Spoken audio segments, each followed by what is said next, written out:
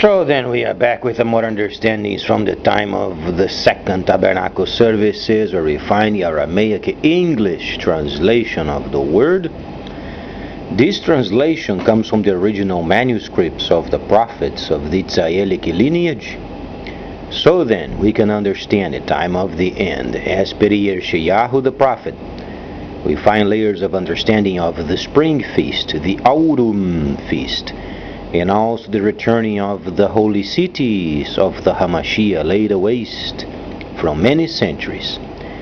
Reading from Yeshayahu the prophet, it's always important understanding the time of the restoration period, and not only the restoration of the tabernacle, but also the restoration of trade. And there are a few indications of this particular section of trade that truly gives us the high knowledge or the increasing of knowledge spoken of by Daniel the prophet. And this particular knowledge of Daniel is interestingly related with an alien deity. Very important clue, because not only comes the increasing of knowledge because of the modern era, computers and telephones and exchanges. Now Daniel, the first time he explained this particular section regarding the increasing of knowledge is related with an alien deity. Now then, alien deity does not mean it comes from space or whatsoever. The Area 51 mixed up human beings with animals and so on and so forth, thinking that people would believe they came from space. But then the situation related with this alien deity explains a system, or then a religion, or then a deity not practiced by the people of Yod-Heh-Vav-Heh.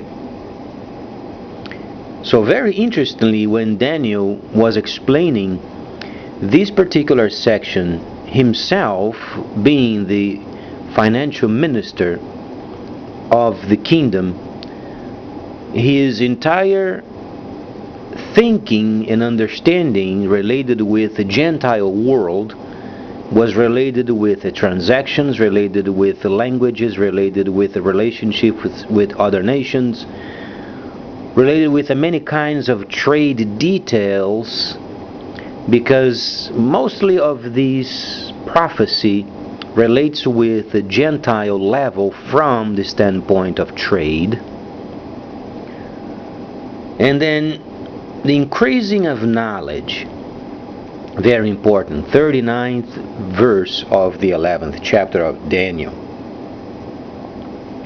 What does it mean, increase of knowledge? Is it any kind of knowledge, or had a line of understanding regarding what Daniel was doing? How the divine, the true divine, had given him many kinds of abilities of computing by hand or by memory many kinds of transactions of the time.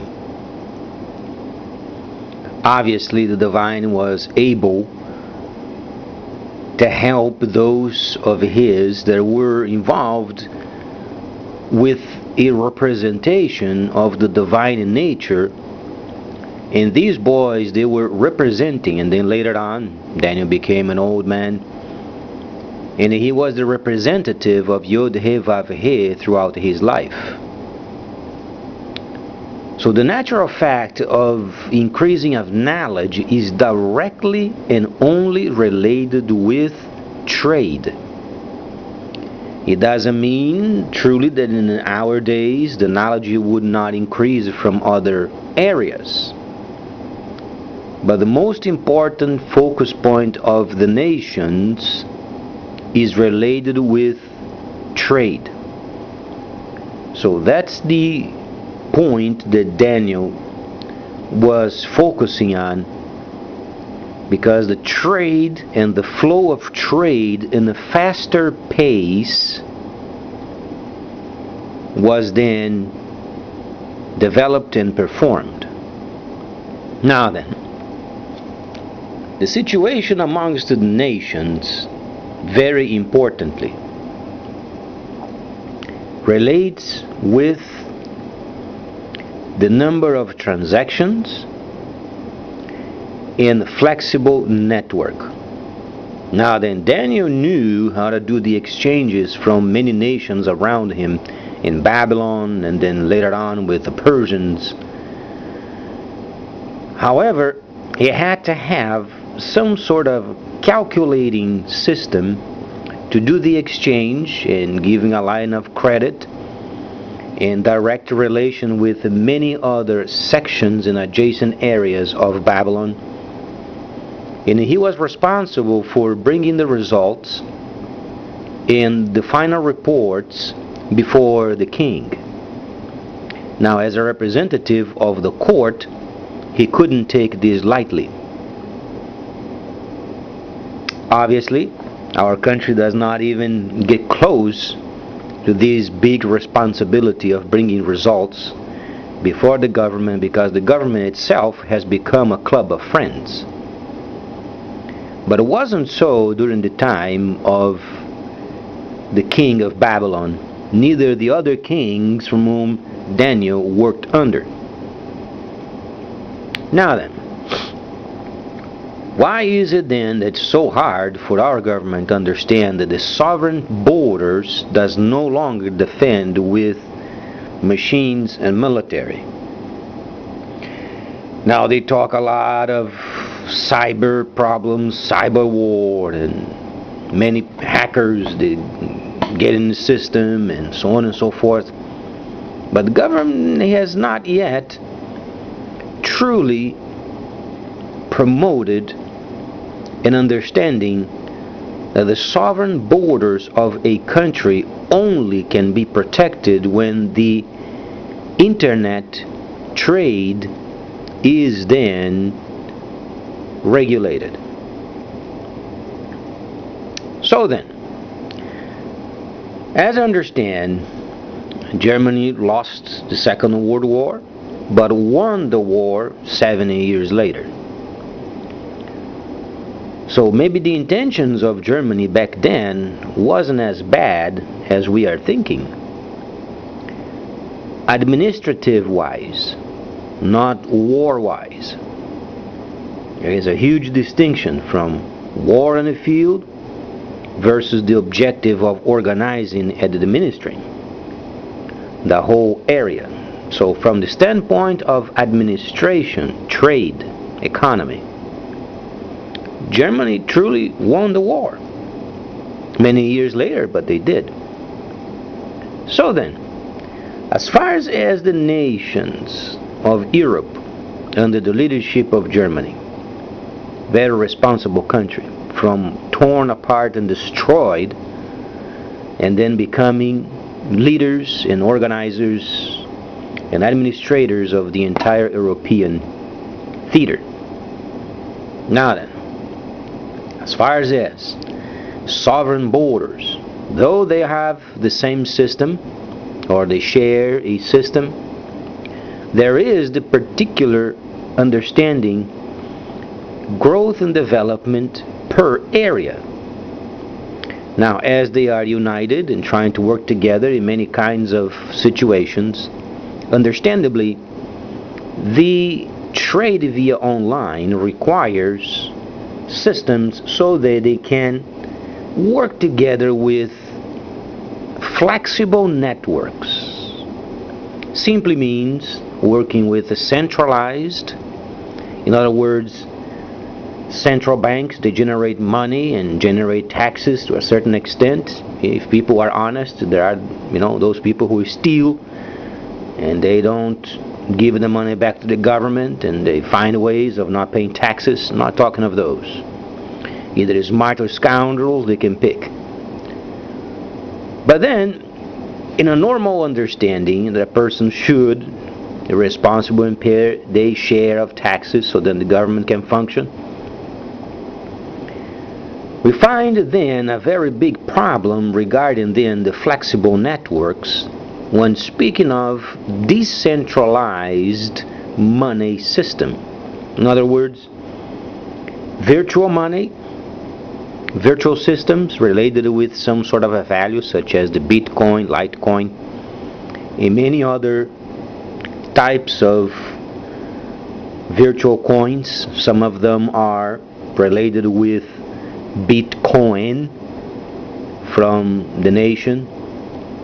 And not only this, but it's becoming very popular because the industrialists and also the factory owners, they are somewhat tired of the government simply making the government as a club of friends of their own. So that's why then when we find then in the 23rd chapter of Yeshayahu, then we find the shame of the government because what they have done, they have not taken seriously what they should be doing, and they have scoundrelized themselves with the systems, and now we are in the 21st century and most of the governments are spent, they are bankrupt. So through the centuries, what was recorded in the holy instructions is true, most principally on the prophets, because they predicted many centuries ahead that they would scoundrelize themselves. Now then, as far as the borders, why is then the borders are so important? Now, if we talk of borders from the standpoint of protection of a country 50 years ago, it had a certain tone and a certain understanding. Today's society does not have the same tone and understanding, because most governments, they cannot control what goes in and what goes out of their countries via decentralized money, and that's when then the sovereign borders are then evaporated, because governments no longer they have the ability of charging proper taxes, while then products they come in from other parts of the world and they must get delivered. Now then, every time comes in products with a decentralized money where the government does not have a link with it and they don't get paid, the share of taxes does not reach the government coffers. Obviously, there is no sovereign border because they are no longer sovereign. Sovereignty means control. Now, maybe our government doesn't understand, dictionary, or maybe they don't understand what's going on in the world, or they are doing this on purpose, only to make themselves richer as a club of friends.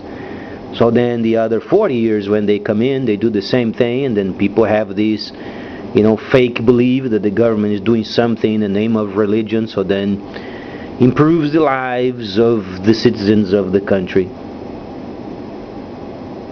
But then, what does it take to have these sovereign borders not only fence-wise around the country, but via internet? It takes an absolute precise control of the signal that each person is using while purchasing products, items, and whatsoever relates with centralized, that we hope the nations are charging taxes, not in every country, because in the United States, for instance, is a big hole in this particular section.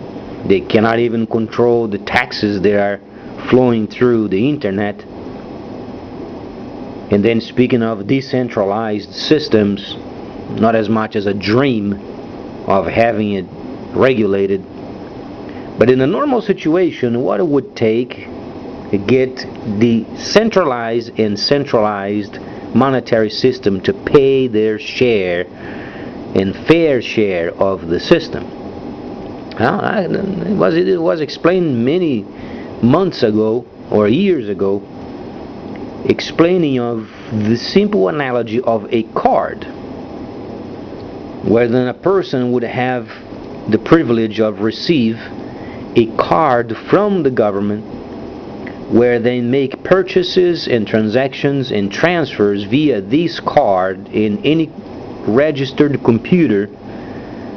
So then either purchasing from the country or outside of the country, or many kinds of money exchange, or from this money, from the other country's money, they can pay their share of taxes. In order to have this taken care of, you must have a link with the existing freighters.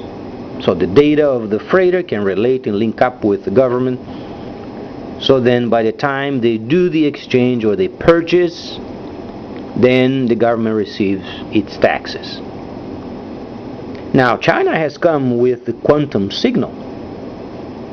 Now they can transmit and receive in space and back on the earth 10 minutes worth of data that no country in the world can read it. Now, if the concept of charging taxes in a normal way is already hard for many countries, including, amazingly, the United States, we can only imagine when China amplifies, and that's the objective, because they have their own signal of trade, as it was explained before many times, and then how they're going to charge taxes in a situation that is centralized and then decentralized, and yet having a signal that it can even read.